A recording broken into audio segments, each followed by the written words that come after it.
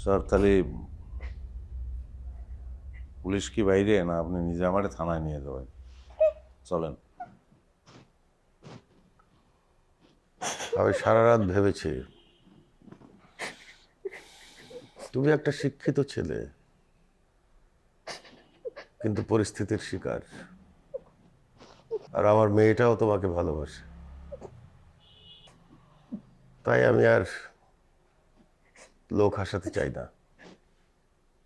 তোমাদের বিয়ে ঠিক হয়ে গেছে, তাই আমি সিদ্ধান্ত নিয়েছি তোমাদের বিয়েটা আমরা দিচ্ছি।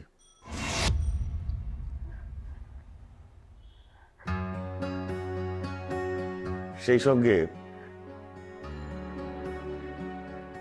আমার যা সম্পত্তি আছে